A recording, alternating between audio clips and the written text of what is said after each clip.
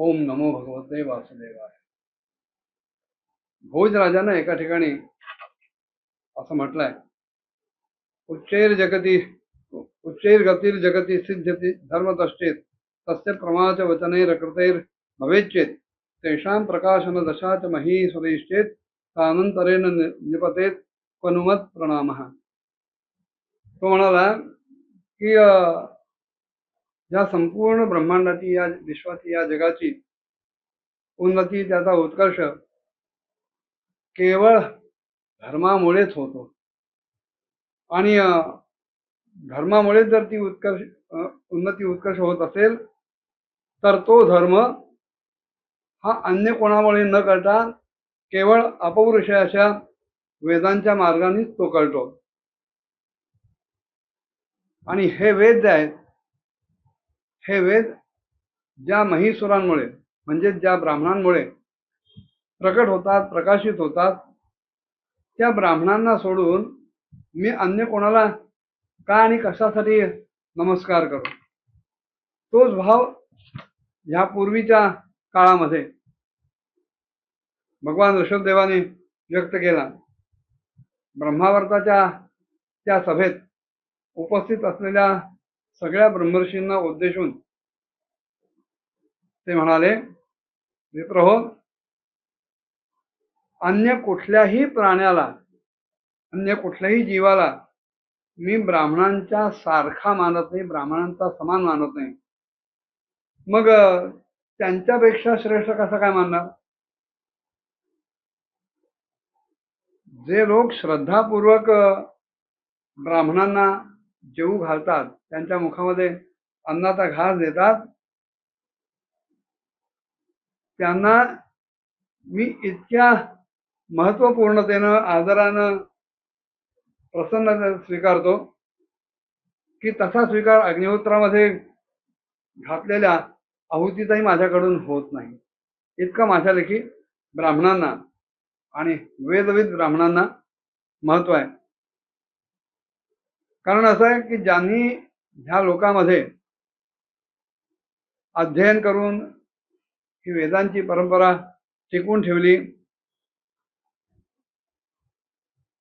वेदरूप अशी ही सुंदर आणि पुरातन मूर्ती भगवंताची ज्याने जपून ठेवली, धारण केली, आणि ज्यांच्या ठिकाणी परमपवित्र असा सत्वगुण आहे, शम दम आहे, सत्य आहे, दया आहे, तप आहे, तितिक्षा आहे आणि ज्ञान आहे, असे 8 गुण ज्या ब्राह्मणांकडे आहेत, अशा 8 गुणांनी जे संपन्न आहेत, त्या ब्राह्मणांपेक्षा आणखीन दुसरा श्रेष्ठ कोण असू शकणार आहे?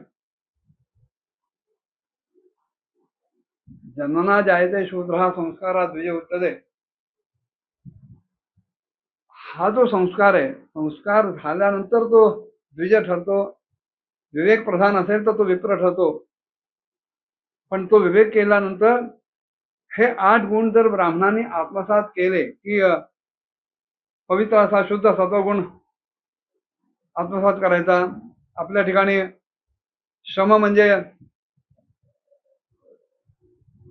मानसिक संयम ठेवायचा, दम म्हणजे बाकी इंद्रियांवरचा संयम ठेवायचा, सतत सत्याची कास धरूनच जगणं, भूतमात्रांवर दया दाखवणं, भगवत प्राप्तीसाठी अखंड तप करणं, आणि जे आपण शिकलोय, जी वेदविद्या आपल्या कंठात आहे, ती शेवटपर्यंत तशीच राहील, शुद्ध स्वरूपात राहील, यासाठी ती सतत म्हणत राहणं, त्याची संथा घेत राहणं, हे सुद्धा एक प्रकारचं तप आहे. तेव्हा असं तप करत राहणं, हे तप करत असताना, दुसऱ्यांवर दया दाखवत असताना जी काही दुःख आपल्या वाट्याला येतील त्यांचा कुठल्याही प्रकारे प्रतिकार न करता ती सहन करणं, आणि ज्या वेदांचं आपण पठण करतोय त्या वेदांचं सार नेमकं काय आहे ह्याचं ज्ञान ग्रहण करणं, असे 8 गुण जर आत्मसात झाले तर तो खरा ब्राह्मण समजला जाईल, समजला जातो, समजला जावा. आणि अशा ब्राह्मणाच्या पेक्षा अन्य कोणीही श्रेष्ठ असू शकत नाही. ते म्हणाले की मी ब्रह्मदेव आणि अन्य इतर देवतांपेक्षा निश्चित श्रेष्ठ आहे, मी अनंत आहे, त्याचप्रमाणे स्वर्ग मोक्ष इत्यादी अनेक गोष्टी देण्याचं सामर्थ्य माझ्याकडे आहे.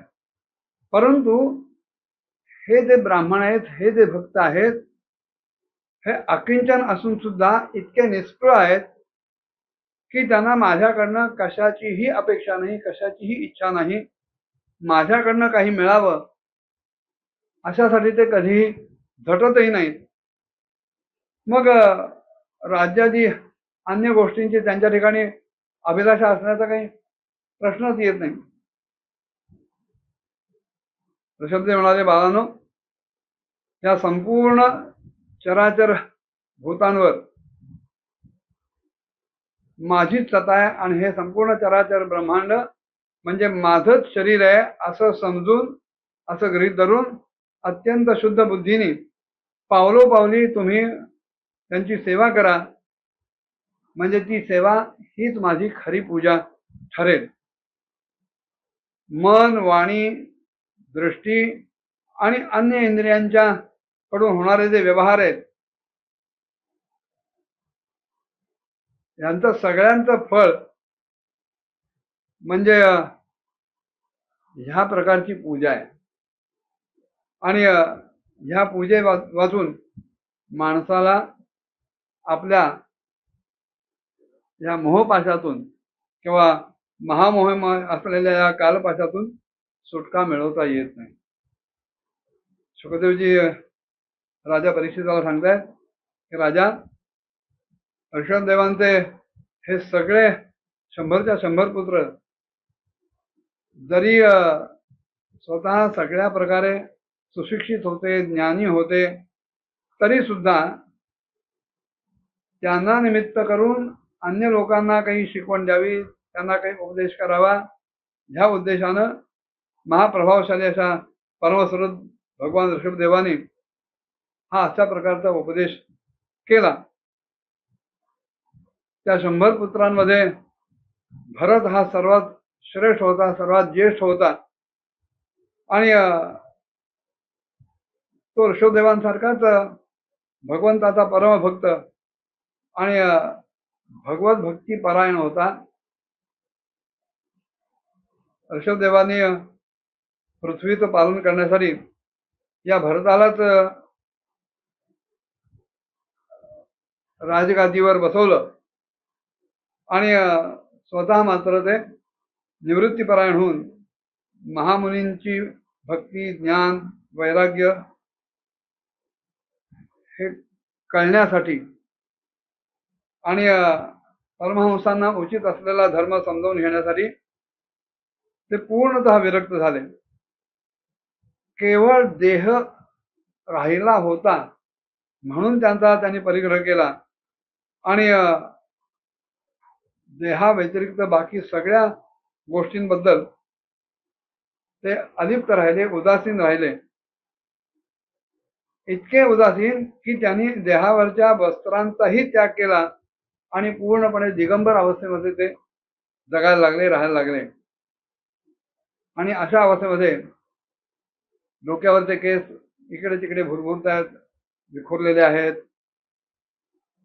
अतिशय उन्मत्तासारखा किंवा एखाद्या वेड्यासारखा त्यांचा तो आचार होता, वेश होता.